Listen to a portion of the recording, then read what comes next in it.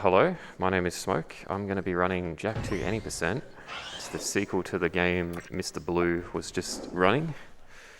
And it's quite a bit of a different game. It takes place a couple hundred years in the future. So they went in more of an open world direction. So I'll unpause here and that'll be time. So when you're ready. 3, 2, 1, go.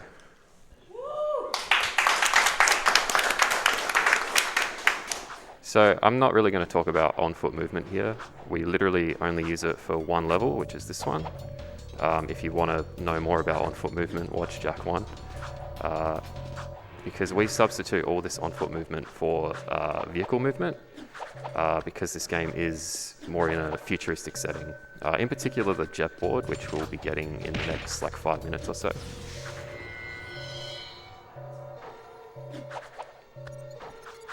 So all we need to do here is just escape from this prison. It's not too complicated.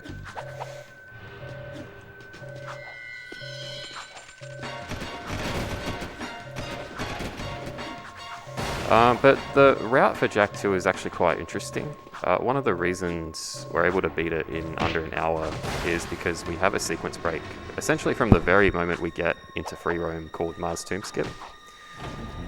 And what that allows us to do is it allows us to get into a level or an area of the game that we're only supposed to have access to at the end of Act 2. The game is split into 3 separate acts, and Mars Tomb is kind of where the finale of Act 2 takes place. And since we can get into it essentially from the moment we finish this mission here, we're basically able to skip about 60% of the entire game, which cuts the runtime down by about an hour and a half. If you were to do an all-mission speedrun of this game, it would take about 2.5 hours, just to give an idea of how much we're going to skip here.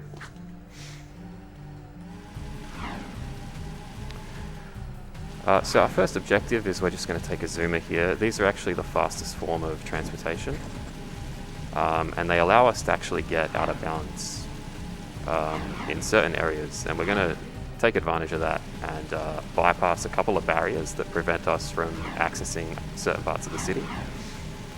So we got one coming up here. This is what we call a death warp. So there's a few checkpoints that are kind of just located in really arbitrary locations out of bounds. We're not too sure why they exist, but they are there and we can take advantage of them. And there's a few of them in the run that you'll see when we're navigating Haven City. So now we're skipping another barrier. This is giving us access to sort of the market district.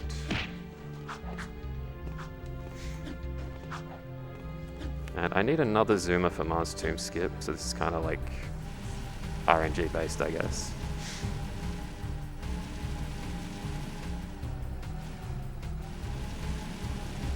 And Mars Tomb is just around the corner here to the left. So the actual intended entrance is blocked off. You can see there's nothing really there to go into, but we can use this ramp here, take a jump, and then we're out of bounds. And the loading trigger for the level is still active, so we can head in there with a boosted. And now we're in Mars Tomb. And so this door here is supposed to open in a cutscene, but again, we can go out of bounds. That's going to be a recurring theme for this game, as you'll see very quickly. And Mars Tomb has basically 2 missions inside the level that we need to complete. They're kind of just like platforming sections. You kind of have to go through 2 sides of the tomb, and then once you get through a platforming section, you'll be given a mission sequence, and once you complete that mission sequence, that signifies the end of the actual mission. But because we're unhinged speedrunners, we're just going to go out of bounds and skip all of that. Coming up now is this is a trick called Dark Eco Dive. It looks very simple. It looks like I'm just diving into water. But what I'm actually trying to do here is I'm trying to dive into this Dark Eco, which is also known as Ribena. And I'm trying to land in water at the same time. Nice, I got it. Nice. And what that does is it gives me a state of invulnerability. And so what I can do now is I can enter this end mission where I play as Daxter, but I'm supposed to run away from like a boulder, but because I'm invulnerable, I can just move like straight past the boulder and completely skip that mission. And now we have all of our equipment that we should have up to this point in the game, including the jet board, which as you'll see is very broken.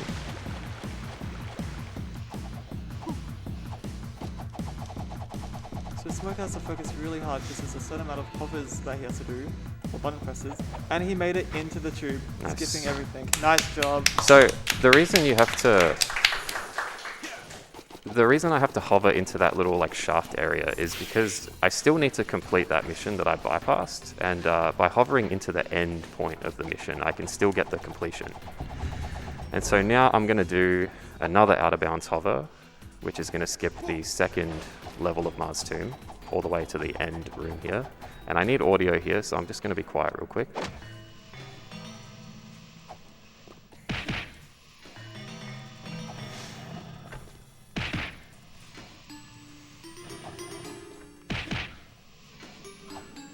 And so this is an audio-based puzzle. Basically what it is, it's a memory matching game. It's actually not random. There are 6 possible solutions you can get to this puzzle, and we can listen to the first and second note and very easily deduce like what the solution is. And so that's Mars Tomb. It's probably one of the most technical levels in the run, which is really great that I got this all no issues. And now we go on to fight Baron Praxis, who is the final boss of Act 2. And that's going to signify the end of Act 2. And once we get into Act 3, we don't have any sequence breaks to sort of bypass like missions. And that's kind of what the rest of the any percent route is going to be. It's going to be like a mission rush gauntlet, and we're going to try to get through all the missions left in the game as quickly as possible. So Baron Praxis is, he's a bit of a, I'd say the word, but it's not PG friendly. A lot can go wrong in this boss that'll just like incrementally lose you a lot of time, and a lot of that time loss is really like not in your control. You'll see here in each cycle he shoots these bombs. You're intended to hit him 4 times with each bomb, but you can actually hit him a 5th time per cycle, and that damage will still carry over into the final phase. So you can see here I only need to hit him 3 times now, so I'm going to try to get a 4th hit. Nice. And so now I only need to hit him 3 times in this final phase. And so this is actually a pretty good Baron Praxis. I'm quite happy with that. Now it looks like that his health is full, but it's actually it's a little bit empty. So when he hit that 1 bomb on him, it actually removed 2 because of earlier. Yeah. So you can just see, like I hit him once and he's already at half HP, even though he should have taken 2 hits to get to that point. Final bomb there, and that's Praxis done. Nice. Thanks. That's the hardest part. Like the start is very technical, and it's very easy for everything to fall apart. So yeah, I know there's an elephant in the room. I'm kind of just flying. This is kind of Jak II. The jetboard has these trick mechanics where you can combine like 2 tricks into each other and cancel them out. We can actually take advantage of that and get Jak stuck into an animation lock where he's continuously gaining height, and that allows us to hover infinitely. And so this is kind of really the bread and butter of the speedrun, and how we're able to sequence break or like beat missions a lot faster than is probably intended by the developers. And there's a really good example of this coming up in the next mission, Rescue Friends from Fortress. But in order to get that mission started, I do have to go and talk to an NPC, so this is just some city movement. If there's any like donations, feel free. Yeah, we have a couple donations. $100 from Smoker Mum. Congrats to everyone for a great event. Well done to the Jak team. Nice shirts. Love, Smoker Mum. Thank you, Mum. Appreciate it. We also have $100 from Puzzle Customs. Thank you to AusSpeedruns for hosting this incredible event. Had to get this in during the best Jak game. Good luck, Smoker. Nice. Yeah, if you guys have like controller, if you have like controller repairs that you need done, or like custom controllers, Puzzle Customs is run by a member of the Jak team or the Jak community, and he does a really good job. So thank you for the donation. So this is Rescue Friends. What we need to do is head through this whole gauntlet of guards, but we are not going to bother and just hover over our problems. And by doing a quick hover here at the right angle, we can head to the end point of the mission and essentially bypass all of the obstacles we need to get done in order to access this end point of the mission. Cheeky out of bounds here just to finish up. Nice. And that's Rescue Friends.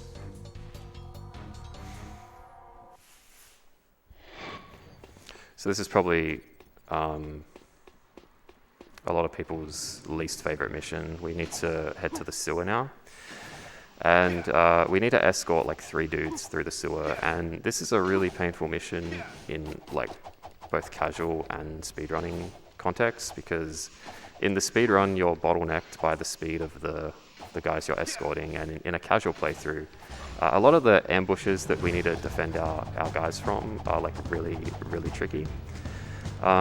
They're not an issue if you know like where the enemies and when the enemies are going to spawn, but like when you're playing this game for the first time, it can be a pretty rough experience.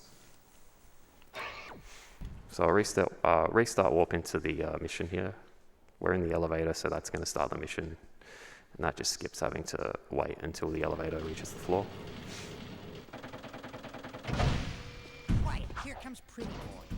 Time you showed up. Okay, let's do this. Bruce, you'll protect us? And so there's not too much to say about sewers. What I'm trying to do here is I'm trying to navigate sort of the rubber band of like, if I go too far ahead of these guys, the mission will fail.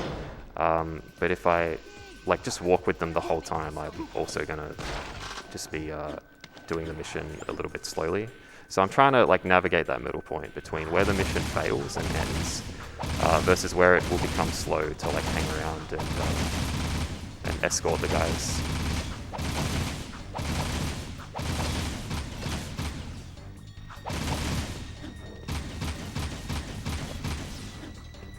We do also have another $50 donation from Brett and William Simpson with no comment. Thank you very much. That is my dad and my brother. Thank you. We are actually getting very, very close to $22,000 total, and that's honestly really impressive because I think we just hit 21,000 maybe less than 2 hours ago or something like that. So if you'd like to donate, please donate at donate.ausspeedruns.com. Thank you very much. It's a great cause, and there's not too many runs left. So this is the final day, so if you want to give some money, now's definitely the time. So here's a point where if I go too far forward, I'll fail the mission, so I just have to wait. And then once these enemies spawn, I'm good to go.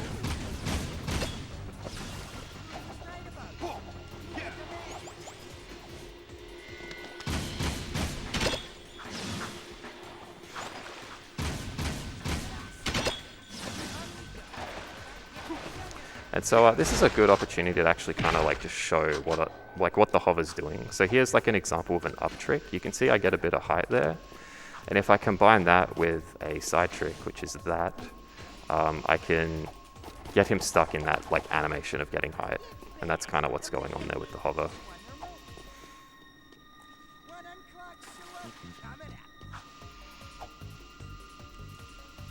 You can also just bounce off walls. Oh wow. Yeah, the hover is very similar to like a fighting game combo where the first trick gets cancelled into the second one, skipping like the end animation of the first trick.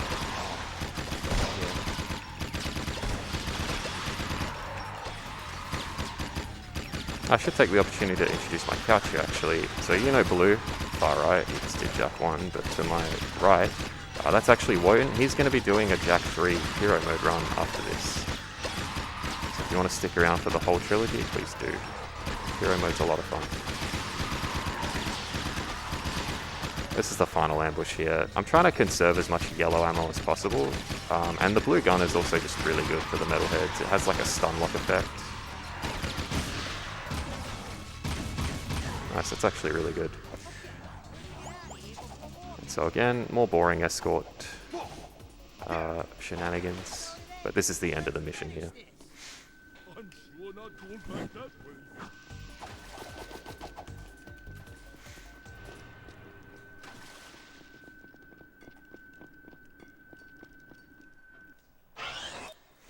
And so you're intended to kind of like backtrack through an alternative path to get back to the start of the mission, but a reset warp will also work just as well, and it's also faster.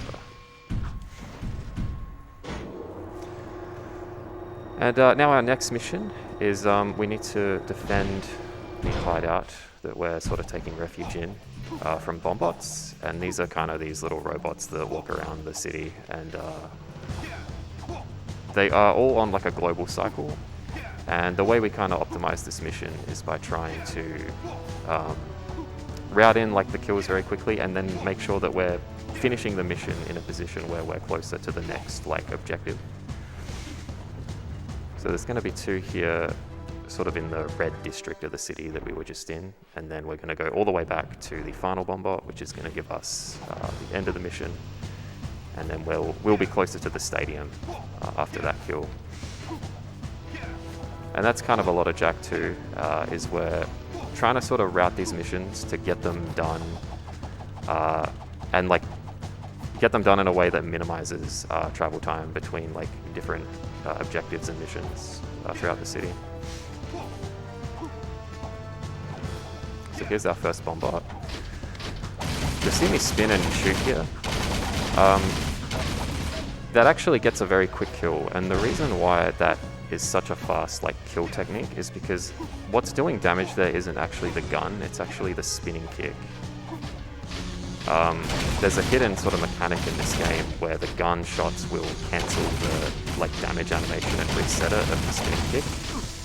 And that usually isn't something that you can do on regular enemies because there's like iframes, but these bombots don't have that, so you can take advantage of that and get really fast kills. You might also be wondering why I'm not like using a zoomer and I'm opting more for like jetboarding. While the zoomers are like technically faster, the jetboard offers a lot of maneuverability around the city. You can see here like there's a lot of close corners, like there's a lot of NPCs in the way and other vehicles. We can sort of ideally avoid all of that with the jetboard when we're navigating the city. Now, having said that, we are going to look for a zoomer here because we can do a little clip out of bounds with one, and it's not possible to do on the jetboard. I'll need to get another zoomer. That's why they're not ideal to drive around. You can have a moment like that. Poor guy. Yeah, rest in peace. There's a lot of traffic in the city, and it can be very hard to navigate. It's definitely a lot of focusing required. Yeah, one of the other reasons why like you might prefer a zoomer in this part of the city particularly is because there is a lot of uneven terrain, as you can see. So it kind of just works out. Like it's just better to use a zoomer in this situation, but generally speaking, we do want to just be jetboarding when we're navigating Haven City. All right, this is our first race of the run. There are 3 races total we need to do. 2 of them take place in the stadium, and both races in the stadium have lap skips in them. You'll see these little purple things on the track. These are actually like a boost. So if you think like a mushroom from Mario Kart, that's kind of what's going on there. We want to try and get one of these and hold on to it. And we're going to use the speed of this boost to angle ourselves and get a ton of momentum and sort of skip ahead on top of the track above us, like so. And that's going to give us a completed lap. And so I think each one of these saves about 6 seconds maybe per lap. And so you can kind of see doing that 5 times ideally is going to net you like quite a bit of time saved. Doing these races without the skip is going to net you about a 155 2-minute time completion. We're kind of looking for like a 130 below. You can get really good and go for like 120s and stuff. but with my method of doing this skip, 133 is more than acceptable.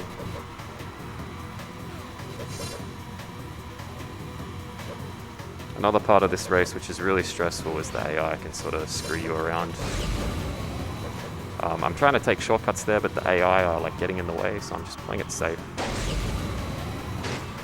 No! No. So this is a big problem with lap skips. The further into the run you do them, the riskier they get. If you fail it on the first lap or so, it's not a huge issue, but if you fail it on the second to last lap, that's a big oof. Yeah, going outside the track actually damages the zoomer gradually, and so yeah, it just kills it over time. If you land outside, so as you can see, there you go. Yeah, I might just play it safe here. Yeah, with the slide. Oh. I showed it off, that's all that matters.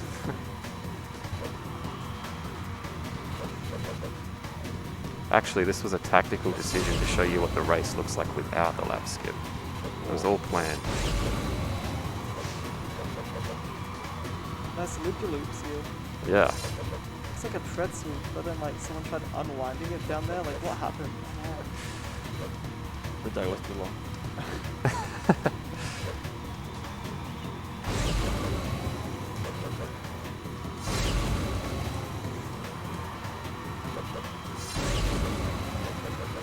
I didn't notice those signs at the top change numbers when you do more laps. Oh, really?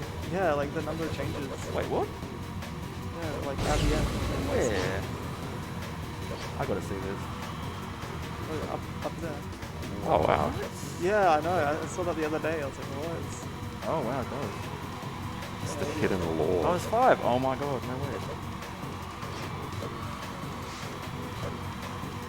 So many small things in the Jak series, very like nuance and just secret hints and stuff.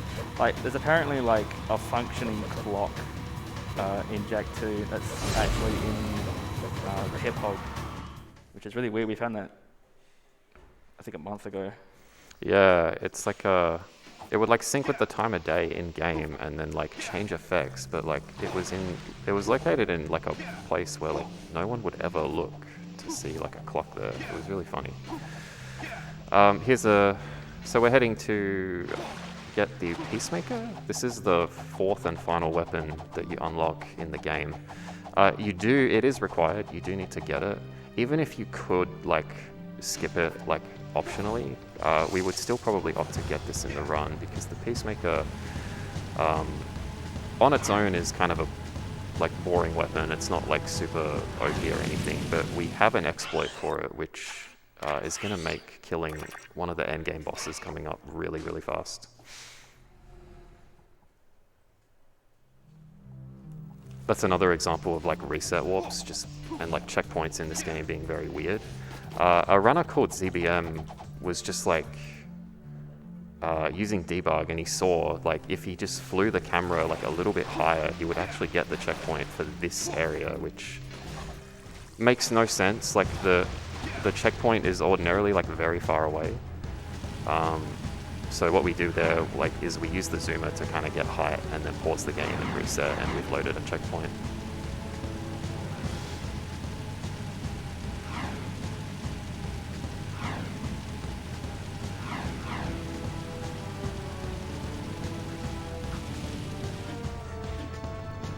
Here's the Peacemaker. This is an opportunity we use to kind of get ammo too, just while we're waiting for the cutscene to start. The ammo management in this game is actually very lenient.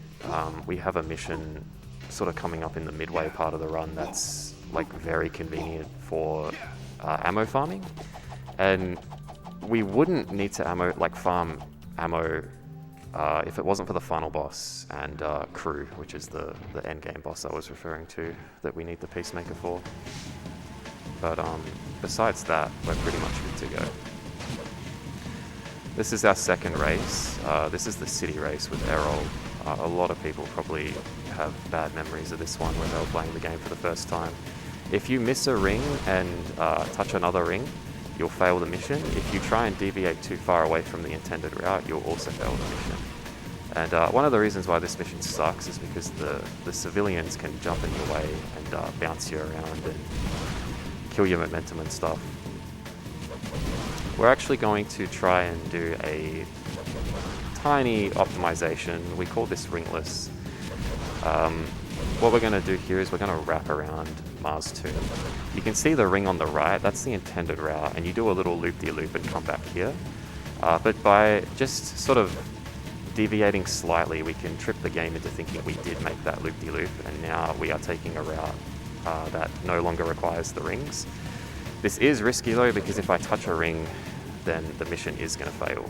But even though Naughty Dog sort of put a bunch of precautions in place to make sure you don't deviate from the intended route, they never made it so that you are required to go through all the rings. You can just reach the end of the race and complete it without going through any of these blue rings.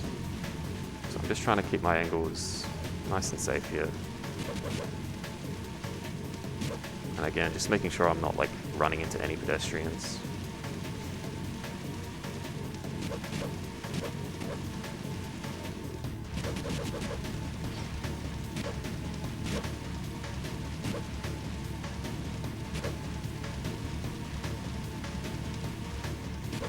And the end of the race is coming up here. So as long as I don't touch this one, we're all good. The end of the race is here, and that's it.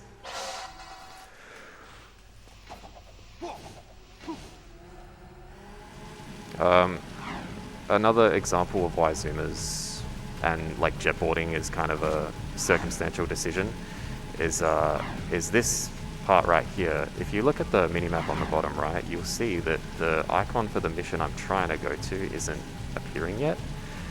We actually have to wait for Samos to sort of talk to us and confirm this is what we need to do. If we were to jetboard here, we would use a death warp to get closer to this mission, but if we die at any point while we're waiting for this mission to start, it won't appear until much later on. So it just makes more sense to use a zoomer here because you're bottlenecked on speed anyway. Another example of why the hover is a really broken piece of tech. We're supposed to get into a mech suit here and go through this entire sequence where we break a bunch of walls and move a bunch of blocks and stuff, but we can just hover to the end point of this mission, and the cutscene is right there. And the cutscene is in the air there because it takes place in this hut, but that hut hasn't loaded, but the cutscene trigger is still there.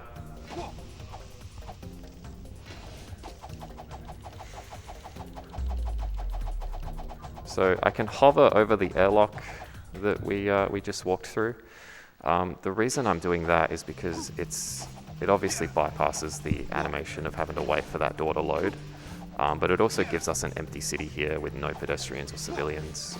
This effect doesn't last for long because we're going to die here, and that's going to respawn everything. Something interesting to note about the airlocks is that they're actually a very cleverly disguised developer trick. They are sort of a loading zone in disguise.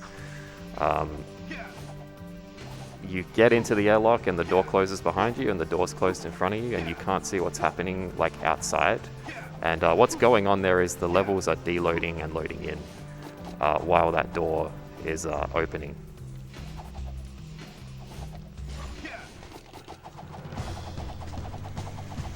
And I'm mentioning that because we are going to refer back to that knowledge when we do a trick sort of towards the end of the run that involves taking advantage of the loading mechanics in this game.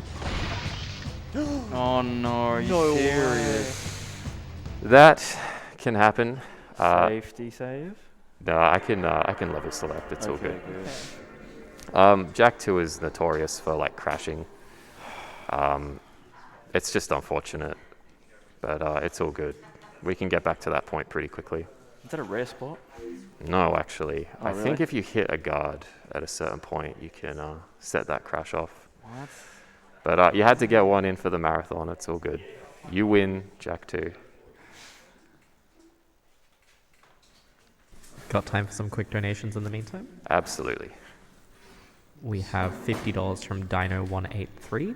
Good luck on the remainder of the runs. Thank you.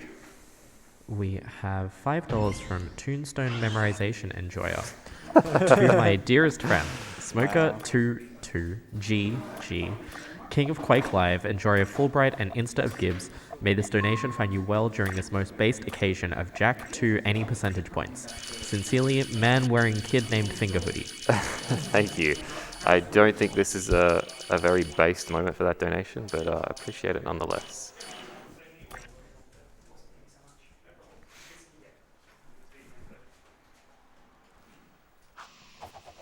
So I'm just going to have to do this whole sequence again with the life seed. Shouldn't take too long though.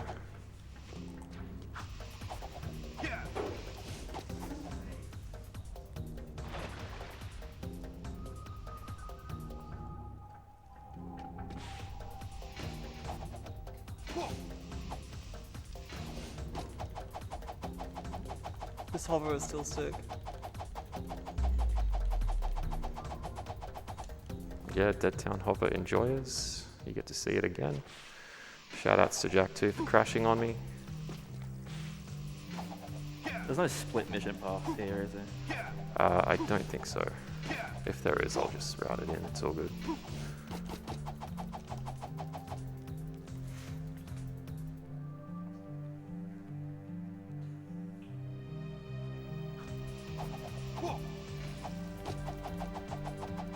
Doesn't look like it.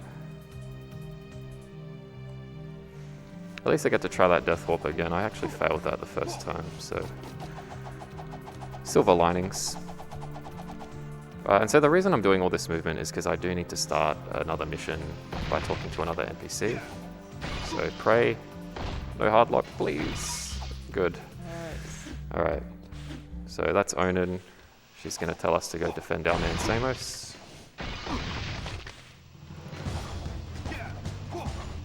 And again, just some more city movement here. This is sort of one of those segments where the Death Warps really come into play. Got a checkpoint here. And then a checkpoint up here, which we'll take advantage of.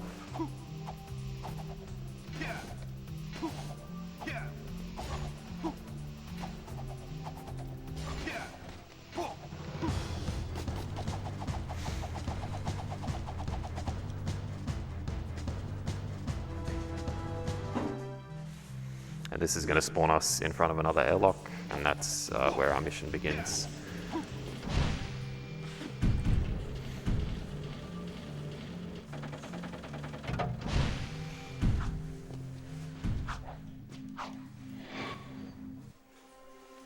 This is the only time you're going to see Haven Forest, I believe.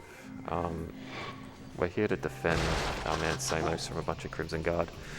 It's more or less an auto-scroller. There are ways you can make it faster, but like I was mentioning before, we actually want to use this mission to farm our ammo count back up, so that we have enough for the final boss and for crew. Very gorgeous level. Yeah, My favorites. it's very reminiscent of Jak I. There's a lot of platforming and stuff here. It's a shame we don't really see it in any percent, but in all missions, it's a really cool area.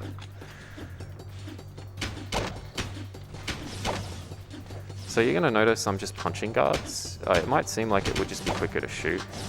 Unfortunately, the guards are on a fixed spawn timer, so no matter how fast you kill like one set, the next set is always going to spawn at the same time.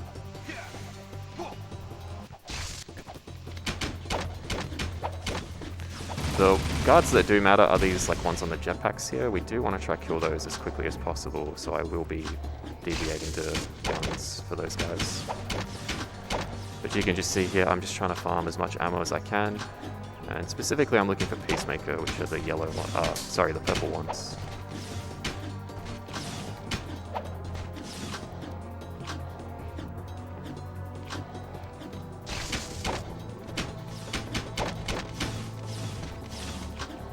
Alright, so I have all the ammo I need. I can start just spamming the Jak II way. The intended method of playing Jak II, for sure. Something is spinning. Yeah. Power Cell Zeke having a panic attack right now. Oh no no no. obviously that's like more of an inside reference, but PowerCell Zeke actually sort of made a video kind of like dissecting this method of playstyle and calling it out for not sort of being as optimal as people would think. I think the Rift Apart also makes fun of Jak II spinning. Really? Yeah, with cheating. Oh yeah, and the reference, yeah. Yeah, Ratchet and Clank. So this is the final wave, I think. Just going to check there's no loose ends, and now we can continue on.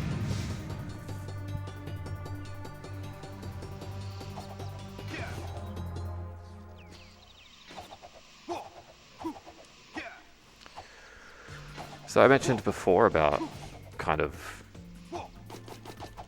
how we sort of route these missions to get as much done in as little time as possible. Here's a really good example of that. So I'm going to start a mission called Rescue Lurkers, but I'm not actually going to start that mission.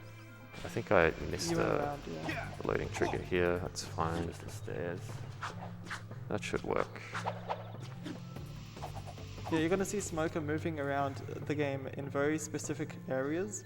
It might look a little weird sometimes, but yeah, if he's like kind of deviating off the path a little bit, it means he's probably hitting a trigger. So I'm just going to do it casually because I don't know where this is, evidently. There it is. There we go. So, yeah, so as I was saying, I'm going to head to a mission called Rescue Lurkers, but I'm not going to do that mission. I'm going to start a sequence of missions that don't take place in Haven City. But the interesting thing about those missions is that they are, because they aren't in Haven City, they won't cancel out the Lurker mission. So it has that mission stored. And so as long as I don't die at any point during these next two missions, I'll be able to come back to Haven City with that mission active. And we take advantage of that by doing a reset warp all the way back here once we're done. So again, some more Ghost Town movement, just a death warp into the mission giver here, which is Bruder. And so now he's like, yo, rescue my buddies, but we're like not gonna do that.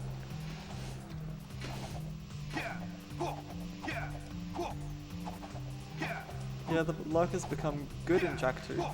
Yeah. So I guess the story context is that the Lurkers in Jak I were like kind of being controlled by the bad guys. Because yeah, in Jak II they're like super chill. Just misunderstood monsters. Yeah. So like a weird question people might have when they watch this run is like, why don't we just hover like through the whole city? The city loads in chunks basically, so we have to hit certain loading triggers in order to like have the city like spawn. And that hover there was an example of that. We were able to shave like a pretty decent amount of travel time because we hovered into the room where the weapons course is, and that is a loading zone. So the city has now loaded, and we're good to go.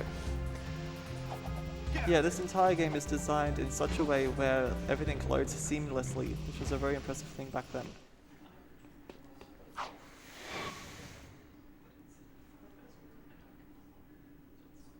So again, another mission that is just completely broken by the hover. We just go straight up and we're done. Tony Hawk style. Done. So that's mission 1, and now we have one more. Now this mission is a little bit scarier, and I'll kind of go into detail about that later. But the first half of the mission is kind of slow. If there's any donations, it's a good time to get some out of the way. Yeah, we have lots of love coming in for this run. We have $20 from Dylan B, Grumpy Gora. Shoutouts to AusSpeedruns for what has been a brilliant event, and I just want to wish good luck to my boy Smoke. You're killing it, my man. Thank you. We also have $50 from Mr. Happy. Well done, Smoker 2G, from Mr. Happy, who is watching with Sophie and Axel. Thank you, Mr. Happy. Legend. I guess there is an elephant in the room here. I'm literally like just sort of walking out of bounds like it's no big deal. That is as easy as it looks. You just move to the right in the mech suit and you're good to go. That skips a pretty significant portion of this mission. So the reason why this mission is quite stressful is because you'll notice there's a lot of like gaps in the floor. There's some like grills with like fire coming out. You're gonna see some lasers in a second. All things that can like damage you and potentially knock you off your course and send you to your immediate death, which, as I mentioned before, is not good because that'll lose lurker storage. And, you know, it's not a big deal in the Titan suit. I can just walk past all this stuff and not worry about it. But if we're trying to be fast, we want to exit this level on the jet board. So all of this shenanigans I need to navigate on the jet board, which means I need to space my jumps really well. I need to make sure I'm not taking damage at the wrong spot. And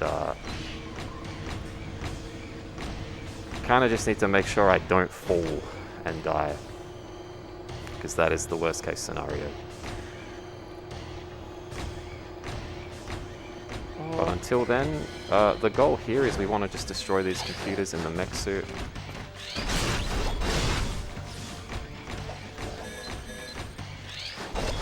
Yeah, better safe than sorry.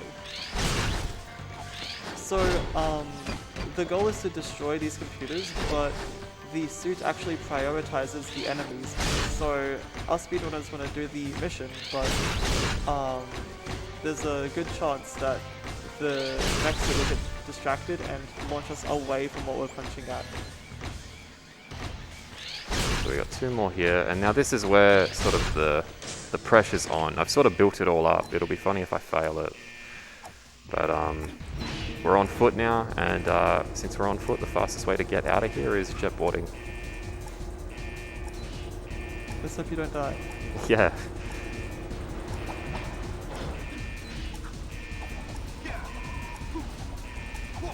Good cycle there.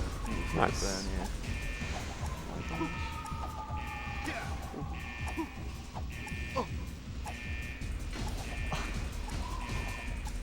Nice wall bonk as well. Yeah. Nice. Clean. Yeah. May have hard locked, but at least we didn't die here. So pretty much with that bit right there is that if he takes a death, it resets like the mission flags, and so he would have to go all the way back to Bruder to pick up the Locust mission here. Yeah, so you would have seen I had to sort of trek it pretty hard to get to this point. But because I haven't died, that mission that we started is still active. So all we need to do is reset mission, and we're going to be back to the other side of the city.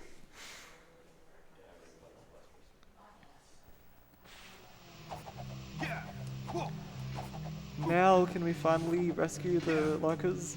Yes, we can. Yes. So I need a zoomer for this, and blue gun is ideal. There are 6 lurker cages, or like cavalries, that we need to bust open. And there are like several drop-off points. Each drop-off point kind of has 2 of these cavalries associated with it, so we try and get them both in at the same time.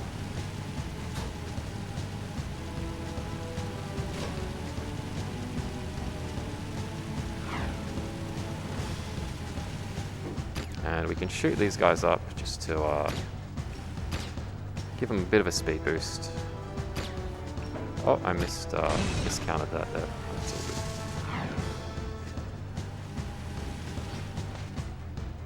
So ideally, these guys, the second one won't need to get on the zoomer. He'll just autopilot to the drop-off point.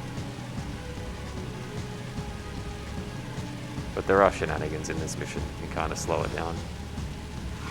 A lot of it is out of your control. Yo, the yak owls!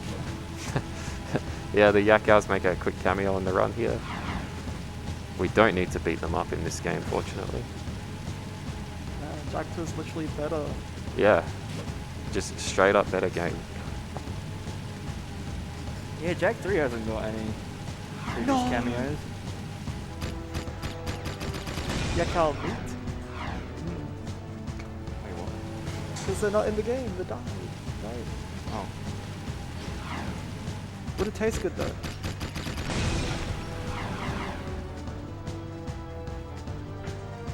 Okay, I think he'll autopilot. Yeah, good. So the last 2, this is where the real like panic sets in. This is kind of where the mission can go terribly, terribly wrong. Just because there's so much traffic in this part of the city and it's such a narrow area, you can either get like chain reaction explosions from other vehicles that like send the lurkers into the water. The lurkers can get stuck in traffic above water. Like there's like a ton of things that can go wrong here. So I am going to just try and play it like as safe as I can. And if the lurkers actually hit the water, it's actually an automatic fail. Yeah. So like this is really the only point where the mission has a high chance of failure, because you are like in water or like around water. As far as I'm aware, the lurkers won't like die in other situations in this mission. I think it'll fail if you're just like, you take too long or something. So anyway, that was pretty good. The worst thing that happened there was I got a bad like cycle on that last lurker, and that's like nothing in comparison to failing the mission, because there is no checkpoint, so we'd have to do the whole thing again. Got time for a quick donation? Yeah, absolutely, man. We have $5.50 from Mikami, my boy Smoke representing himself and the Jack community proud. Love you, brother. So awesome to meet you, to say ASM. For sure, likewise. Thank you. This is our final race. It takes place in the arena again, which means we do have lap skips available. Hopefully they'll go a little bit better than the first race. I'm going to take a quick shortcut here. And fortunately for us, this lap skip is quite lenient. The only downside to it is it just doesn't save as much time as the Class 2 race, which was the first one we did. So you're going to notice I'm keeping 2 boosts here. I'm going to use one to get the lap skip, which is that. And then I'm going to use the second to get a ton of momentum back, because when you're trying to build speed from a standing position, it just takes way too long. It's best to just have 2 boosts for that one.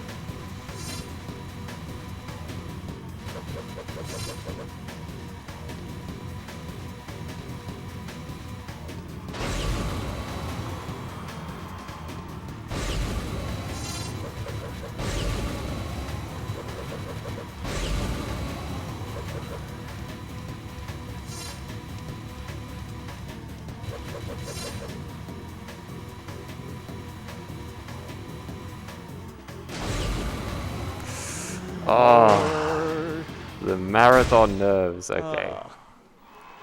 2 for 2.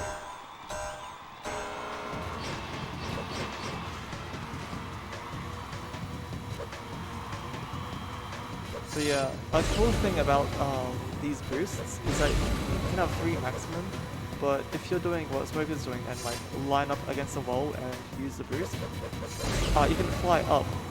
But if you use 3 boosts and space them out, you can go to the moon. Like, it's crazy. I've never tried it, but I can imagine. It's wild. I saw Scarlettra actually leave the race entirely, Oh my god. and the car ended up despawning, and he was he just went. Wait, was it sea loaded? Yeah, yeah. Oh, good.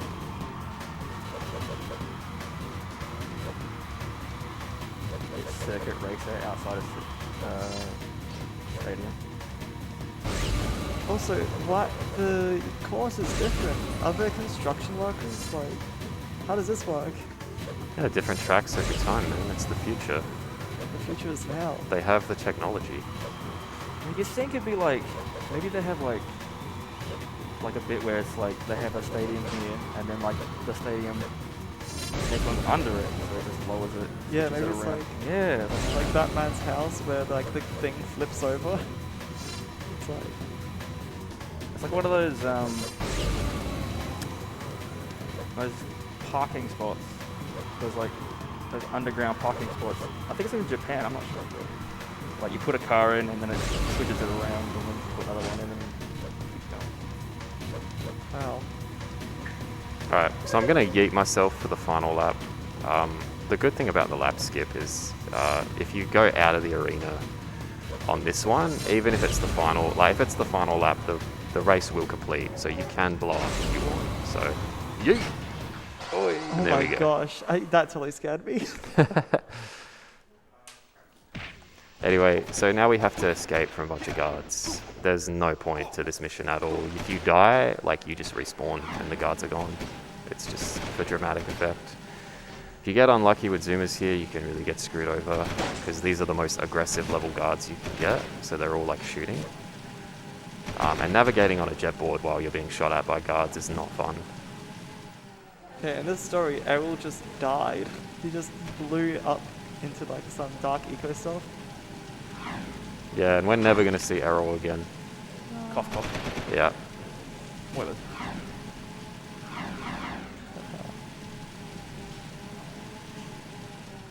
Alright, so we're going to do that same reset warp you saw at the start of the run here. We need to use this to get back to the palace. We finally have access to it now.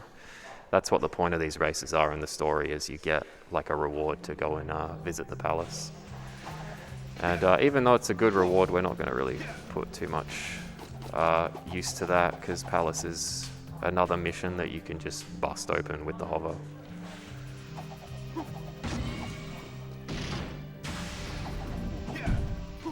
It's kind of hard to describe like just how much we're going to skip at this, like with this mission, but just know it's a lot. It's a lot. Yeah, and it's a hard mission too. Doing this in hoverless is a really big run killer, I find. So we're just going to jump over this pillar. There's supposed to be a cutscene that plays there. Just going to reset this hover, get a better angle. There we go. So the end of the mission is in the same room as the start, and the elevator that you use to end the mission is the same one you use to get into the level. So we're going to trick the game into thinking we're entering the elevator from the final room and do a reset mission, and that's going to count as a completed mission, and that's all we have to do for Palace. And now we have Crew, which is I think the second to last boss we need to do here. There's a mission before him called I think it's explore weapons factory or something, but it's a really long mission. But again, the hover's really coming in clutch for this run, because we are just going to skip the whole thing and go straight to the crew fight.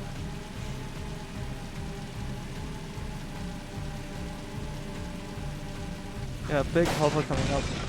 I think this is the longest hover in the Jak series. I could be wrong about that, but it's pretty long. So just make sure I got an angle here. Might be a bit too far right. Nice. Oh my Okay. gosh. Good. Did it load though? I don't think it did. Oh, I wait. did. Oh, no, What? no. Oh, okay, yeah, you can get like the skybox still in. Oh, well, this is Oh. fine. So this isn't how the skip should look, but it is essentially like I'm still going to skip the whole mission. With this checkpoint, I can still do it.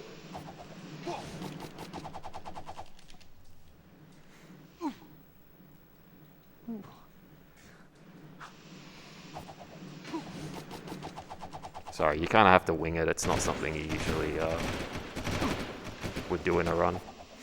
I didn't even know this existed. I don't know if this is the checkpoint I'm thinking of, though. Let's see. It's the middle one. Try to get some more height. Huh. Okay, yeah. So Oh. we would ideally hover like this all the way from the start of the level and land into this room. And we want to load this elevator in. And to complete this mission, we need to kill all these robots, but we can skip that by hovering up to another level of the level. And this is going to load a death plane at the boss arena. And so if we die in that death plane, the game's going to respawn us at the boss.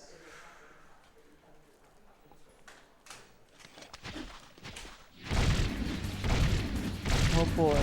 All right, crew time, baby. Here he is. So this is Crew. This is probably one of the worst fights in the game, I would say. Like, probably rivals Praxis. We need to kill these like little green flubbers, and they sort of spawn randomly and move in random like directions. You kind of just have to like use your instinct and adapt to whatever they're doing. First phase isn't too bad. And you'll see we have 3 phases in this fight. We're only going to do 2, ideally. And this is why we farmed all that Peacemaker ammo. for Rescue Samos. Yeah, you can actually skip the last phase, which has the longest this section, and it saves quite a lot of time. But to do it, we have to stack ammo, and I mean a lot of ammo. So the Peacemaker has this supercharge, but imagine that like 5 times on top of each other. So yeah, I'm tricking the game into thinking I'm shooting. Oh, hang on, I fucked it up. My bad. That's cool. Ooh. Let me just farm that ammo back real quick. Gosh. Yeah, I need to damage him to 5 hits. Oh yeah, yes, we always forget that. And yeah, I just went straight for the charge. I was a bit too eager there. So I just need one more Peacemaker and then I can do the skip. So thankfully these ammo crates will just respawn.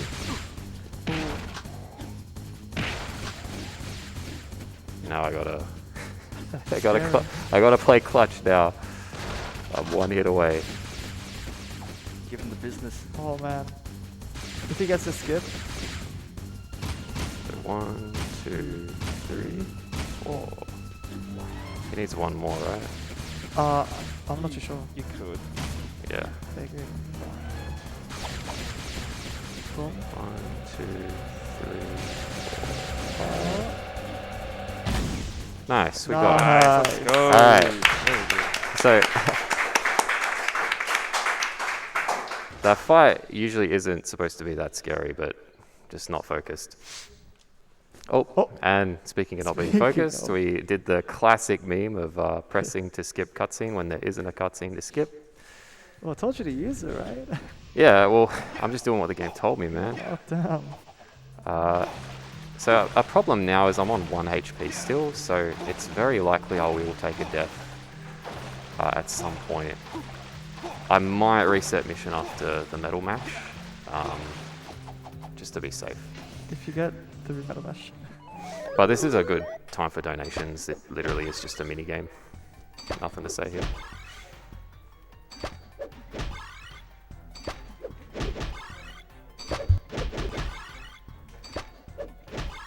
We have a $20 donation from Sparks that just says, gotta go fast. And with that, we are at $21,000, 770, just shy of $300 to $22,000. So, you know, we're trying to get that donation as high as we can before the end of the marathon, which will be in approximately 6 or 7 hours. So, if you would like to contribute to the donations, donate to AusSpeedruns.com. So this mini game, it's not RNG based. The only sort of random element is the position of these metalheads, but it's always going to be the same set of metalheads. So you can't really gain or lose time here unless you like hit reds. Shoutouts to Rubik's.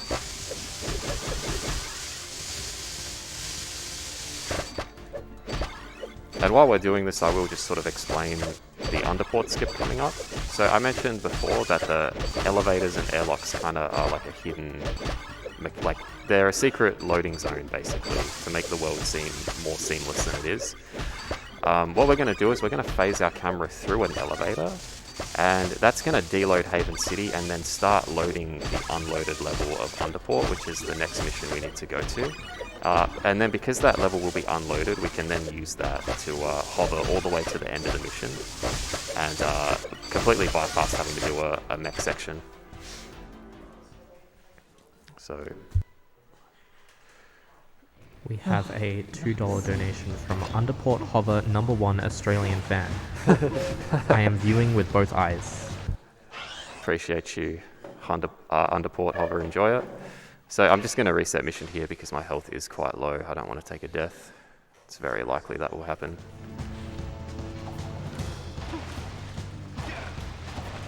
And so the underport is just over here, and the elevator that we're going to exploit to deload Haven City and load an unloaded level is right here.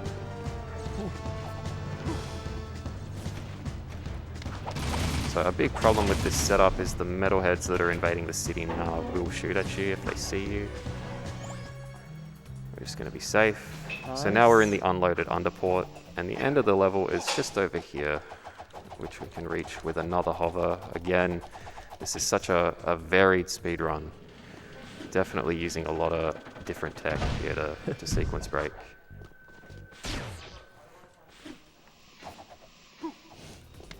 So here's just an auto-scroller sort of mission here. There are ways to make it faster. I'll try and impress Stylenide from home and go for this, but it's very likely I'll fail. Yeah. Oh. Not going to do that more than once. That was just for the fans. That is like AKA one of the Dan. hardest hovers, like ever. It's crazy. Yeah, I just want to give a quick shout out to Stylenide too. He did want to be here for the run, but unfortunately couldn't make it. He does say in chat, respect the attempt, brother, very pleased. I'm glad.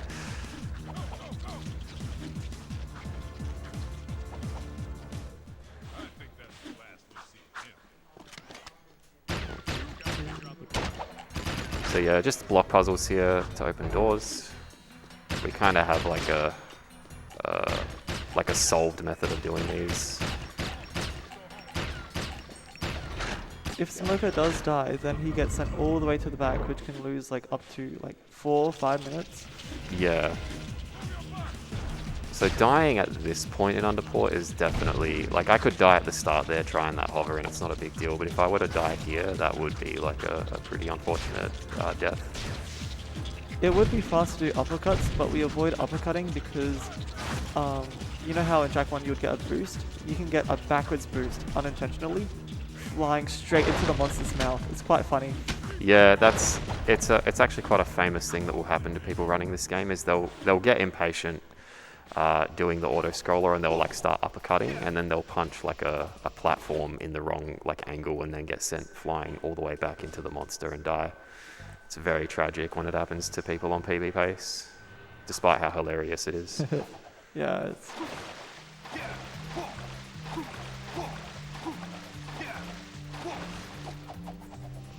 So our next, we are basically at the point of no return for this game. The metalheads are sort of invading the city.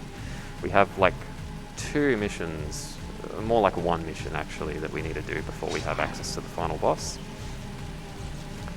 And I mentioned before, we can't hover like from one side of the city to the other unless a loading zone is active. We are actually going to exploit the palace level which we were in before and make that load in, even though we're not supposed to have access to this level at all at this point in the game. We're going to hover under the loading zone. This is going to load in the level, and there's an exit point to this level all the way in the foreground on the other side of the city. And so if we get a hover here, and I need to get a ton of height for this to work, so bear with me. Also a big hover. My gosh. Yeah. So if I dismount at the right time, there we go. So this loads in the end of, well, like the entrance to the level we just loaded. And that loading zone will load back in Haven City. And so we can use that to bypass having to travel all the way back here from Underport.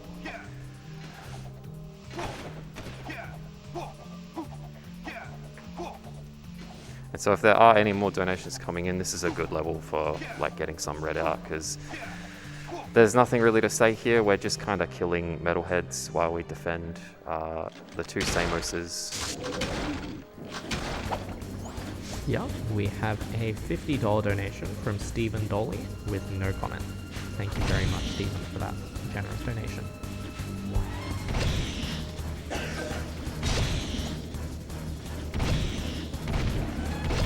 And just another reminder that although we don't have any incentives left for the marathon, we do still have the prizes on available. If you donate at least $10, you'll be eligible to win one of 8 Landfall game bundles, comprising of 3 of their greatest hits, Clusterstruck, Tabs, and Nightfall. If you're within Australia, if you donate $20 or more, you'll go in the running to win a pair of HyperX Cloud earbuds, and $40 or more, you'll be in the running to win one of 2 HyperX Cloud 2 gaming headsets. And for more information, you can visit prizes.ausspeedruns.com. Thank you to Landfall and our major sponsor HyperX for providing these wonderful prizes. Now, I think this is the first time you see this machine that they're lifting. This is actually the machine that is inside of the big door at the end of track 1. Yeah, so we have continuity here with this jack block. We're sort of explaining the lore.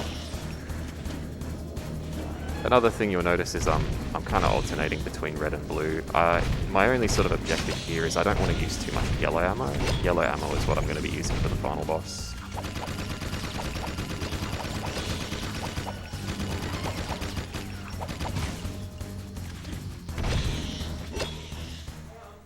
Make sure I don't crash there.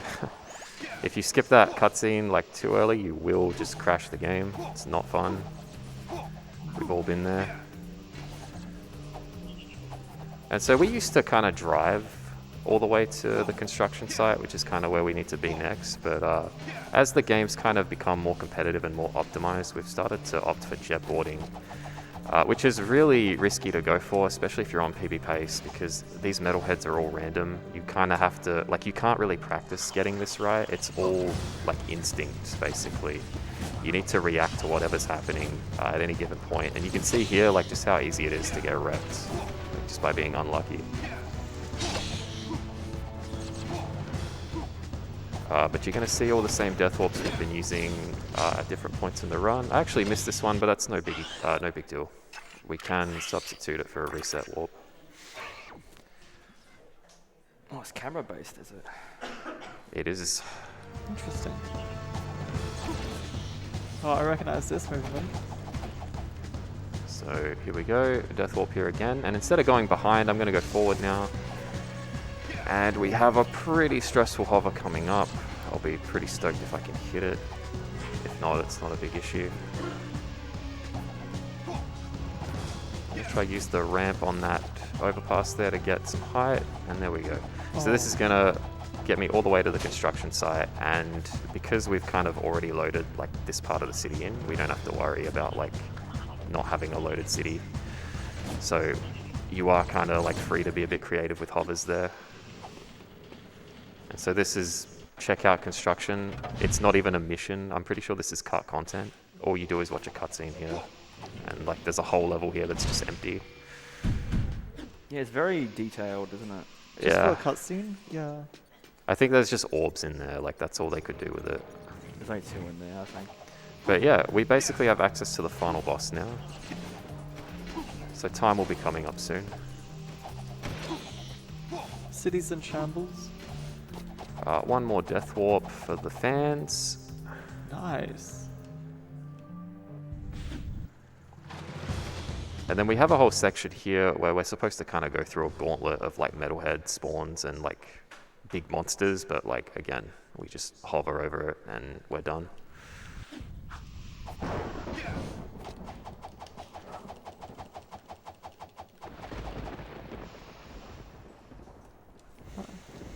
So now we have access to Core, who's just over here.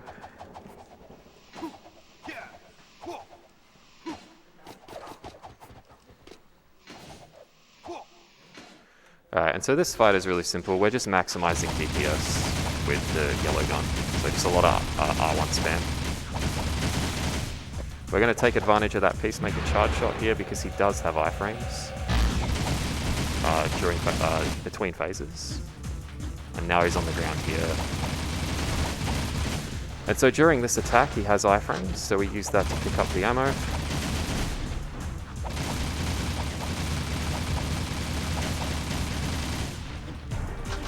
And time will be very shortly.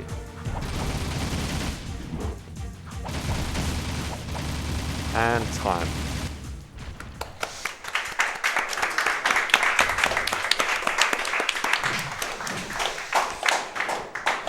So that's Jak II. I appreciate you all for watching. Thanks for helping out on the commentary. And I want to say thanks to Tech for keeping the stream running, looking good. Oh, it's a pretty stressful job.